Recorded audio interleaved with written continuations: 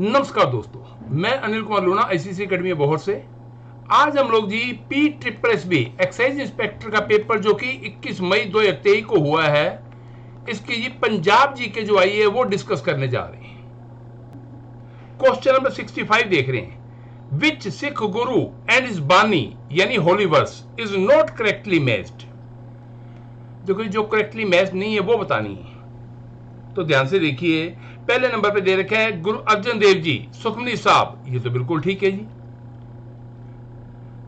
Second choice दे रखी है गुरु अमरदास जी अनंत साहब, ये भी ठीक है। तीसरा दे रखा है गुरु नानक देव जी आसा दीवार, ये भी ठीक है। डी दे रखा है गुरु रामदास जी अकाल उस्तित, ये गलत है जी। अकाल उस्तित ये किससे संबंधित है जी? ये संबंधित है जी सिखों के 10वें गुरु गुरु गोविंद सिंह जी से। अकाल का मतलब क्या होता है? टाइमलेस। और उस्ताद का मतलब क्या होता है? प्रेज। यानी जो टाइमलेस है उसकी प्रशंसा करनी चाहिए जी। यहां पे परमात्मा की बात की गई है। आगे देखते हैं। क्वेश्चन नंबर 66 देख रहे हैं। Mardana was the devoted Muslim follower and companion of which guru. बड़ा ही सिंपल क्वेश्चन है जी। हमें पता है मर्दाना का नाम किससे जुड़ा हुआ है? सिखों के पहले गुरु गुरु नानक देव जी से। तो इसका आंसर क्या आएगा? बी। आगे देखते हैं। क्वेश्चन नंबर 67 देख रहे हैं। How many shlokas of Sheikh Farid have been included in the Adi Granth. देखो ये जो आदि ग्रंथ है इसमें शेख फरीद या फिर भगत फरीद के कितने श्लोक लिए गए हैं? ये बड़ा कंट्रोवर्शियल क्वेश्चन है जी। किसी किसी जगह पे तो मिलता है जी 134 और कहीं कहीं पे मिलता है 112। तो इनमें से हमारे पास जो चॉइस अवेलेबल है 112 अवेलेबल है, तो हम इसी को सही मानते हैं। इसका आंसर ए आएगा। आपकी नॉलेज के लिए जो आदि ग्रंथ में श्लोक लिए गए हैं इसमें सबसे ज्यादा किसके श्लोक हैं? सिखों के 5वें गुरु गुरु अर्जुन देव जी के। कितने श्लोक हैं जी? 2218। सेकंड नंबर आता है गुरु नानक देव जी का, सिखों के पहले गुरु। इनके कितने श्लोक हैं? 974। थर्ड नंबर पे आते हैं सिखों के तीसरे गुरु गुरु अमरदास जी। इनके श्लोक हैं 907। और चौथे नंबर पे आते हैं गुरु रामदास जी, सिखों के चौथे गुरु। इनके कितने श्लोक हैं? 679, 679। उसके बाद बारी आती है जी भगत कबीर की। भगत कबीर के इसमें कितने श्लोक लिए गए हैं जी? 541। और उसके बाद आते हैं सिखों के 9वें गुरु गुरु तेग बहादुर जी। इनके श्लोक कितने? 116। और उसके बाद सिखों के दूसरे गुरु गुरु अंगद देव जी। इनके श्लोक कितने? 63। ये श्लोक जी आपको पता होने चाहिए। तो पहले जो 4 हैं इसको तो नंबर ही याद कर लीजिए आप, 5134। यानी सबसे ज्यादा 5वें गुरु के, फिर पहले के, फिर तीसरे के, फिर चौथे के। उसके बाद कबीर जी का नंबर आता है और उसके बाद 92। ये अक्सर पंजाब के किसी न किसी पेपर में पूछ लिए जाते हैं जी। आगे देखते हैं।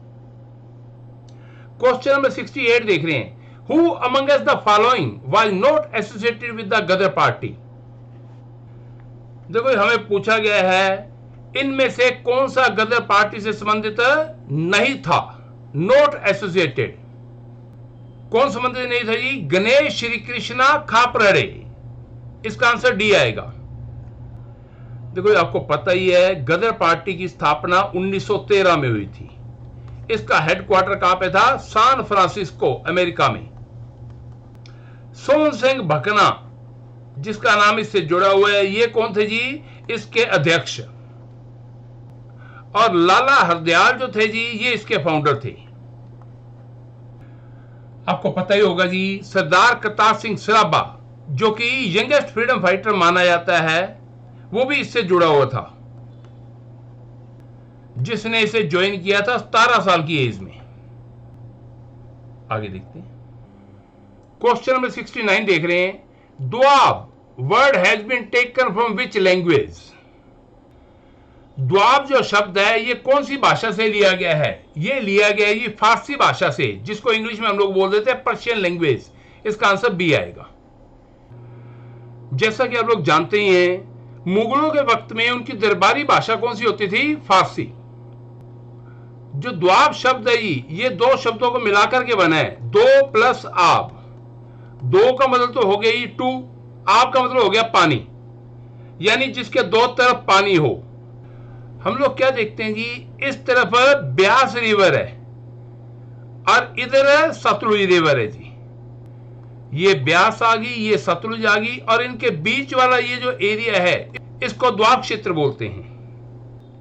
ये जो क्षेत्र है जी इसको हम लोग बिस्त द्वाब के नाम से जानते हैं। बिस्त, बी जो है ये ब्यास से ले लिया है और एसटी जो है ये सतलुज का ले लिया गया है। और इस क्षेत्र में हमें पता है पंजाब के मेनली 4 डिस्ट्रिक्ट आ जाते हैं। ये कौन कौन से हैं जी? होशियारपुर, कपूरथला, जलंधर एंड शहीद भगत सिंह नगर। शहीद भगत सिंह नगर जिसको हम लोग पहले नवा शहर के नाम से जानते थे। आगे देखते हैं, क्वेश्चन नंबर 70 देख रहे हैं। Sutlej river enters the Shivalik hills at which of the following place in Punjab? जो सतलुज दरिया है जी ये पंजाब में शिवालिक हिल के पास कौन से एरिया में एंटर करता है? ये एंटर करता है ये नंगल में। इसका आंसर सी आएगा। तो कोई हमें पता है सतलुज रिवर के ऊपर कौन सा डैम बना हुआ है? भाखड़ा डैम। और भाखड़ा डैम कहां पे पड़ता है? हिमाचल प्रदेश में। और जब भी हम भाखड़ा का नाम लेते हैं क्या नाम बोलते हैं? भाखड़ा नंगल। हिमाचल में ये भाखड़ा के नाम से है और पंजाब में एंटर करते ये नंगल के नाम से है जी। जो सतलुज रिवर है इसका पुराना नाम क्या है? शतद्रु। कहते हैं जी एक ऋषि हुए, ऋषि वशिष्ठ, उन्होंने आत्महत्या करने के लिए जब सतलुज रिवर में छलांग लगाई थी तो उस वक्त सतलुज रिवर 100 खंडों में बट गई थी, जिस कारण इसका नाम क्या पड़ गया? शतद्रु। जो शतद्रु रिवर है या फिर सतलुज रिवर है इसकी लंबाई कितनी है? लगभग 1500 किलोमीटर। और पुराने पंजाब की जो 5 नदियां हैं उनमें से सबसे लंबी यही है। यह तिब्बत से मानसरोवर झील से निकलती है। वहां पे जो ग्लेशियर है लंगचेन खंबाब ग्लेशियर वहां से निकलती है।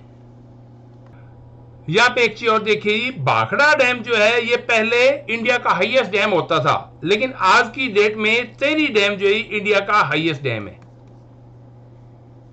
आगे देखते हैं, क्वेश्चन नंबर 71 देख रहे हैं जी। Punjab constitutes how much percent area of the total area of India? India का जो टोटल प्रतिशत है उसमें पंजाब का कितना हिस्सा है ये पूछा गया है। देखो आपने पढ़ा हुआ है इंडिया का क्षेत्र 32,87,263 स्क्वायर किलोमीटर। हालांकि अब ये चेंज हो चुका है, इसमें से 23 स्क्वायर किलोमीटर जो है जी ये माइनस हो चुका है। अब हमारा क्षेत्र कितना है? 32,87,240 स्क्वायर किलोमीटर। तो पहले तो क्वेश्चन यही आता है अभी ये कम कैसे हो गया? देखो हमने एक लैंड बाउंड्री एग्रीमेंट किया था बांग्लादेश के साथ।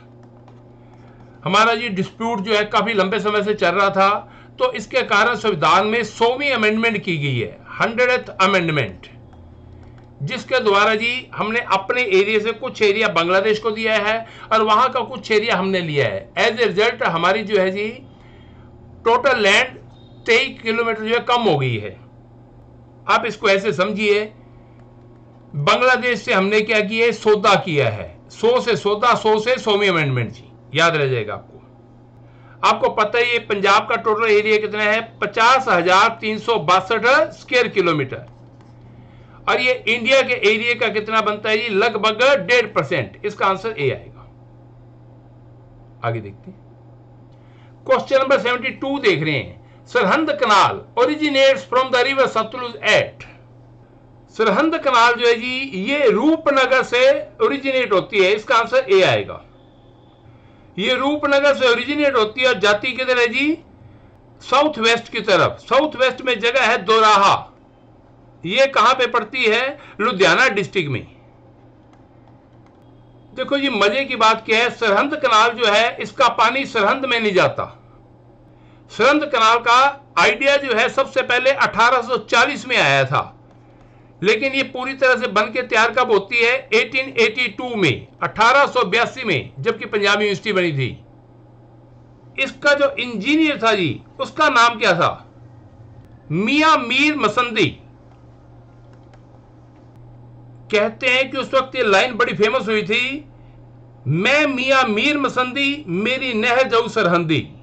इसकी कोशिश यही थी सरहंद तक नहर लेके जाने की।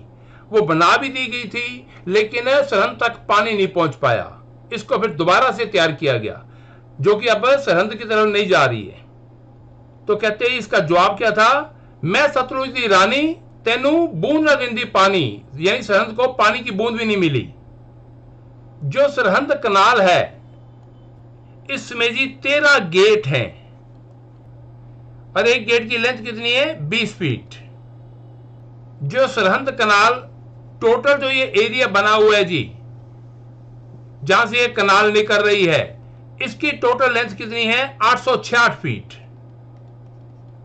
दोराहा में आकर के ये जो सरहंद कनाल है, ये 3 हिस्सों में बढ़ जाती है। एक को बोलते हैं जी अबोहर ब्रांच, दूसरा बठिंडा ब्रांच और तीसरा पटियाला ब्रांच।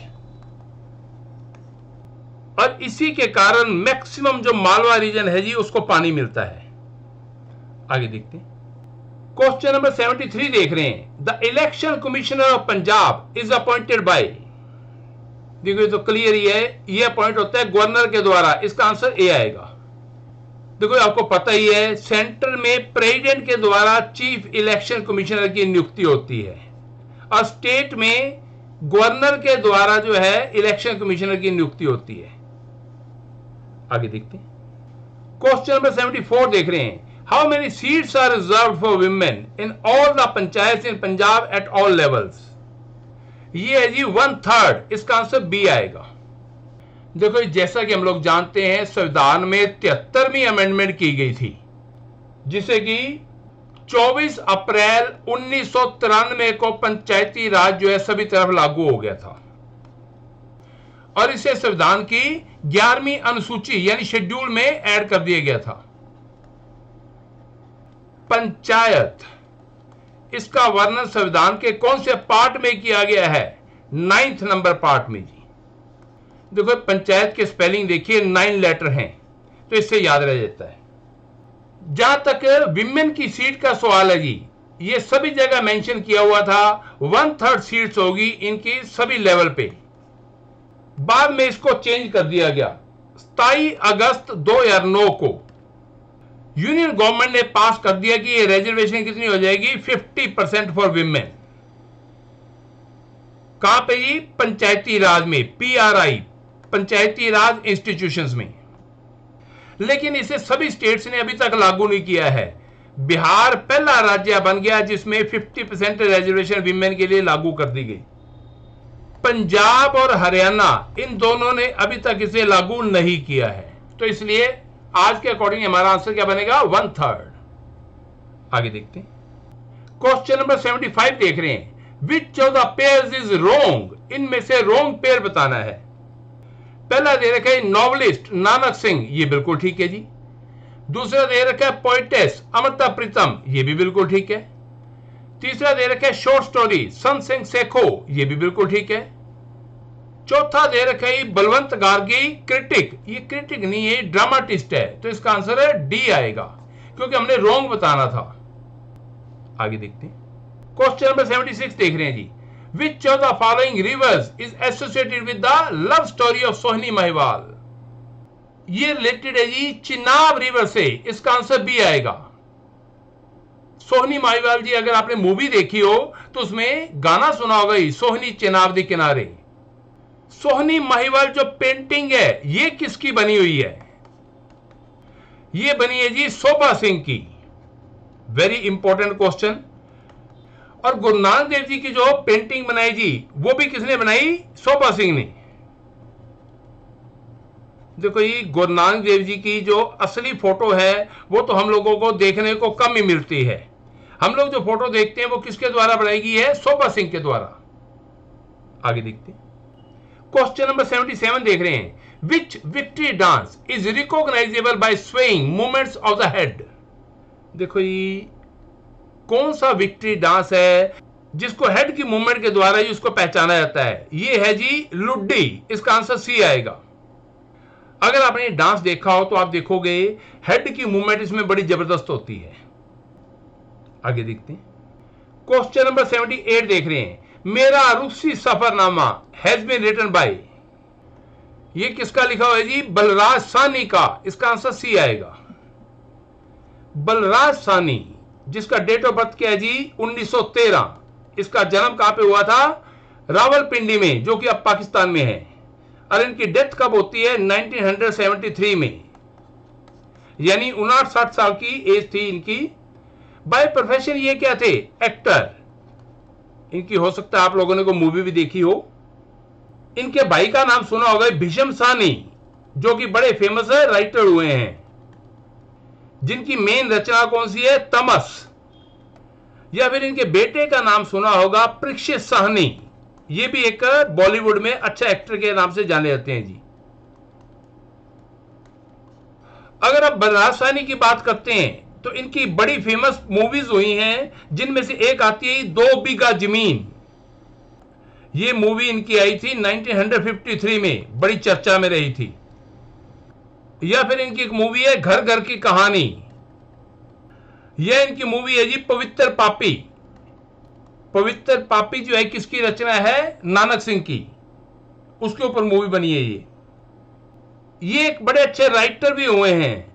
और इनकी रचनाओं में एक तो इनकी खुद की ऑटोबायोग्राफी आ जाती है जी। इसके अलावा इन्होंने क्या लिखा? मेरा रूसी सफरनामा, जो कि क्वेश्चन था। मेरा रूसी सफरनामा इन्होंने लिखा था 1969 में। हालांकि इससे पहले 1960 में इन्होंने एक और लिखी थी ऐसी किताब, मेरा पाकिस्तानी सफरनामा। इनकी एक रचना और है जी कमे, यानी लेबरर्स। और एक रचना इनकी एक सफर एक दास्तान। आगे देखते हैं। क्वेश्चन नंबर 79 देख रहे हैं। Arrange the following important events in the history of Punjab in chronological order. नीचे जी पंजाब की कुछ घटनाओं का वर्णन किया गया है। इनको हमें जी इनके कालक्रम अनुसार व्यवस्थित करना है, यानी क्रोनोलॉजिकल ऑर्डर में दर्शाना है। सबसे पहले तो देखिए हमें दे रखा है जलियांवाला बाग। ये हमें पता है कब हुआ था? ये 13 अप्रैल 1919 को। और कामागाटा मारू जो है जी, ये कब होता है? ये होता है 1914 को। गदर मूवमेंट, ये अभी आपने पढ़ा था 1913 में। बैटल ऑफ सारागढ़ी, सारागढ़ी की बैटल होती है जी 1897 में। तो इनमें से सबसे पहले कौन सा आता है जी? 1897 वाला, यानी बैटल ऑफ सारागढ़ी। चौथा नंबर सबसे पहले आना चाहिए। चौथा नंबर सबसे पहले हमें सी में भी दे रखा है और डी में भी दे रखा है। इट मींस ए और बी तो रिजेक्टेड है जी। 1897 के बाद कौन सी घटना आती है? गदर मूवमेंट, यानी 3 नंबर। तो दोनों में देखिए आंसर में 3 नंबर दे रखा है। उसके बाद आती है जी 1914 वाली घटना, कामागाटा मारू इंसिडेंट, यानी 2 नंबर। ये डी में दे रखा है, तो इसका आंसर डी आएगा। देखो ये बैटल ऑफ सारागढ़ी, ये आपको पता ही है कब लड़ी गई थी? 12 सितंबर 1897 को। वर्ल्ड लेवल की अगर कोई फेमस बैटल की हम बात करें तो उनमें से एक आती है। उसकी वजह क्या है जी? जो सारागढ़ी का किला था, यहां पे ब्रिटिश भारतीय सेना थी। यहां पे कौन सी रेजिमेंट थी? 36th Sikh regiment. और इसमें जवान कितने थे जी? 21। और इनका लीडर कौन था? हवलदार ईश्वर सिंह। इसके ऊपर जी एक मूवी भी बनी है, आपने देखी होगी। अक्षय कुमार की मूवी है केसरी। और कहते हैं कि इनके ऊपर अफगान लोगों ने आक्रमण कर दिया। अफगानों की संख्या बताई जाती है लगभग जी 12,000। और इन्होंने उनका डट के मुकाबला किया था। और पठानों का जो लीडर था वो कौन था? ये गिल बादशाह। आगे देखते हैं। क्वेश्चन नंबर 80 देख रहे हैं। The famous Sikh leader Banda Bahadur was captured and executed during the reign of Mughal emperor. क्या पूछा गया? जो प्रसिद्ध सिख लीडर था बंदा बहादुर, इसको कौन से मुगल बादशाह के दौरान फांसी की सजा दी गई थी? ये दी गई थी जी फर्रुखशियार के वक्त में। इसका आंसर डी आएगा। देखो हमें पता है फारुखशियार का पीरियड कौन सा था? 1713 से लेकर के 1719 तक। और बंदा बहादुर को शहीद कब किया गया था? 9 जून 1716 को। कहां पे? दिल्ली में। बंदा बहादुर जी जिनका जन्म कब होता है? 27 अक्टूबर 1670 को। इनका जन्म कहां पे हुआ था? रजौरी में, कश्मीर में। इनका बचपन का नाम क्या था? लक्ष्मण दास। बाद में इनका नाम पड़ गया जी माधव दास, और उसके बाद इनका नाम क्या पड़ गया? बंदा सिंह बहादुर। इनकी जो फेमस लड़ाई चर्चा में रहती है वो है जी विक्ट्री ऑफ सरहिंद 1710 में। तो उम्मीद करता हूं सर आपको अच्छे समझ आ गया होगा। बाकी का जो जीके का पार्ट है जी वो हम नेक्स्ट वीडियो में डिस्कस करेंगे। अगर आपको वीडियो अच्छा लगा हो तो इसे ज्यादा से ज्यादा लाइक कीजिए और शेयर कीजिए। Thank you.